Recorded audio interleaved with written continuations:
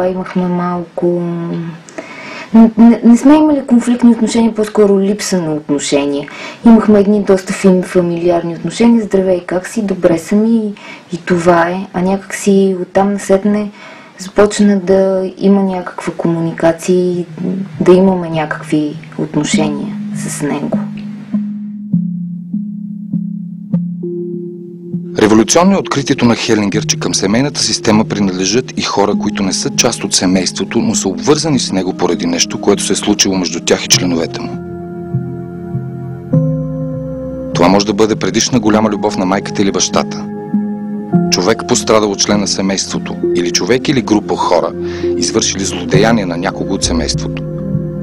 Към тази система принадлежат дори абортирани и мъртвородени деца. Тези хора участват активно в динамиката на семейната система. Между тях и останалите членове съществуват дълбоки и силни връзки. Те са част от семейната съвест.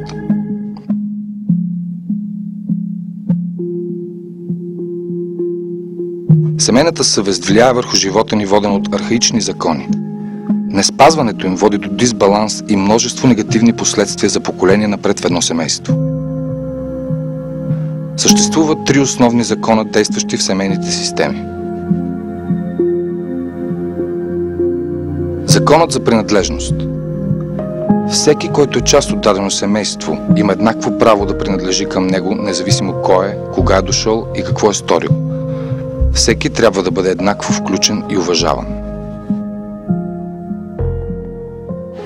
Всеки, който бива отхвърлен или изключен от семейната памет, трябва да бъде заместен по някакъв начин. Някой друг трябва да поеме неговата съдба или да вземе неговата...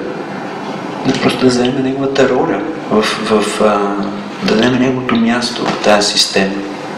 Като често това става по начина, че някой се по един абсолютно несъзнателен начин се идентифицира с този човек, който е бил изключен. Понякога това е, да кажем, човек, който е психично болен, за който е срам за семейство, за който не се говори. Често обаче се случва така, че някое дете в семейството, за да запази, за да върне спомена за този човек, то поема неговата съдба. Тоест това дете започва да се държи наистина странно, почва да проявява често девиантно поведение или да проявява физически или емоционални, психични отклонения, симптоми. Обикновено хората, с които други се идентифицират, най-често са именно хора, за които никой не е чувал. Именно поради това те се идентифицират, понеже някой е забравен, някой е изключен. Това създава тази сила на идентификация. Законът за свещения ред. Всеки семейната система заема точно определено място спрямо останалите, в зависимост от момента, в който се е появил в семейството. Никой друг не може да заеме това място. Първият е първи, последният е последен. Този закон е екзистенциален, идва с раждането ни в семейството. Ако този ред не бъде зачетен, това нещо се преживява като неспокойствие, като липса на комфорт, като усещане за напрежение, като усещане на нервност, на гняв, на неспокойствие. Много често виждаме, че в една система децата започват да се държат като родители на своите родители. Това на практика е нарушаване на реда.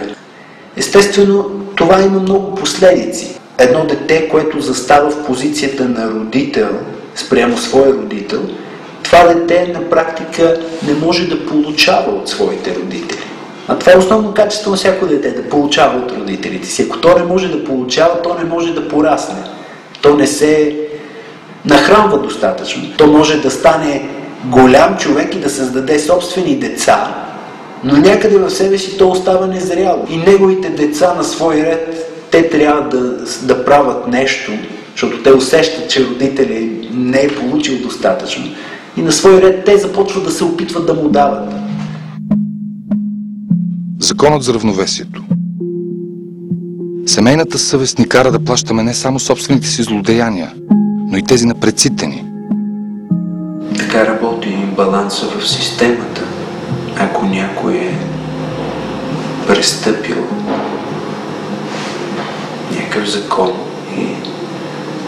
и не е платил за това, и не е почувствал съжаление за това, което е направил, и не е могъл да го компенсира по никакъв начин, често се оказва така, че някой от следващите поколения плаща за това. Често това го виждаме, когато някой родител или прародител примерно е направил пари по незаконен начин с измама. Това, което често се вижда, е, че децата му или внуците му, те не могат да задържат пари в себе си. Те не знаят защо това се случва. Често хората идват с това нещо, не знаят какво се случва. Но дълбоко, когато погледнем констелацията, тя показва, че този човек дълбоко в себе си носи чувство на вина, носи чувство това, че не заслужава тия пари.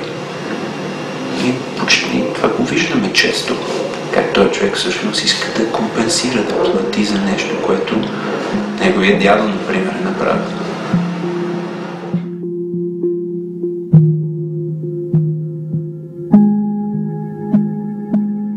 Берт Хелингер, създателят на този метод, нарича семейните констелации образи, които лекуват. Много често дори хора, които самите те не поставят свои констелации, просто са там, наблюдават, си позволяват да бъдат открити, отворени към това, което виждат, към това, което се случва. Те биват много докоснати. Нещо се случва в тях. Дори хора, които не са правили свои констелации, след време те се обаждат или се срещаме. Те казват, това беше невероятно нещо, наистина се случи за мен. Моите отношения с родителите ми или с партньора ми се промениха. Само това, че този човек е бил там и е гледал и е позволил му една дълбока истина да го докосне. Алина отиде на група по семейни констелации. Преди да пристъпят към констелацията, Алина сподели с групата проблема си, а именно страхът ѝ от изоставяне. Бих искал да те попитам за факти от историята на твоето семейство. Особено, да кажем, би било интересно, ако родителите ти или техните родители са имали предишни партньори или голяма любов преди да са служени има просто някакви успоредни връзки, ако знаеш за тях. Да, знам, че баща ми е бил много влюбен в една жена, даже сестра ми е кръстена на нея. И баща ми е доста потайна, така че нямам представа защо точно връзката е била прекратена. Първоначално терапевтът ти накара да избере представители за майка й, за баща й и за нея. След това терапевтът ти предложи да посочи представител за любовницата на баща й. В развитието на констелацията ясно се видя идентификацията на Алина с бившата любовница на баща й.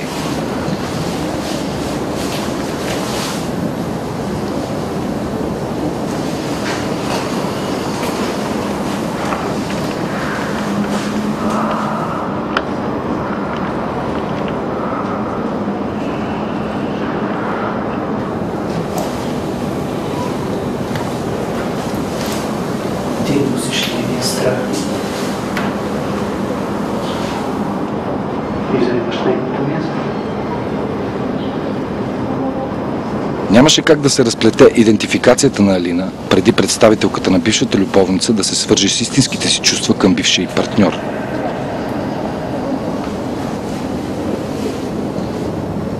Едва след това представителката на Алина и любовницата можеха да застанат спокойно една срещу друга. Ти си само дете. И си свободна.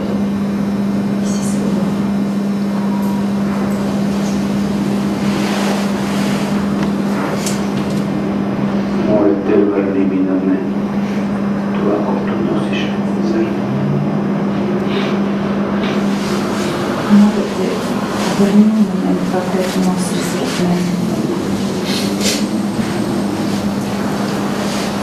Той е мое и ми принадлежи. Той е мое и ми принадлежи. Ти не си аз.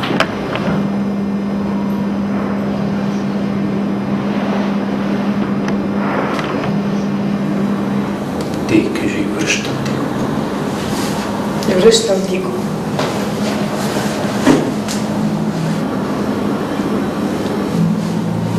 Кажи му сега със спокоен глас. Връщам ти го. Той е твой. Той е твой.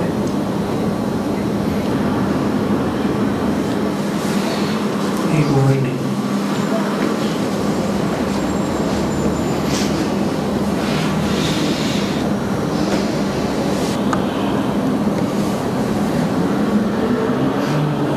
Връщам ти и страха от изоставяне.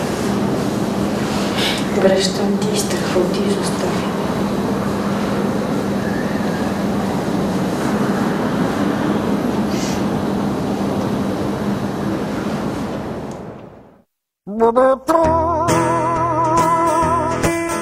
Алина се чувства много по-релаксирана в взаимоотношенията с партньора си. Отворена е за любовта му и смята, че я заслужава напълно. Двамата живеят заедно с сина им Борис.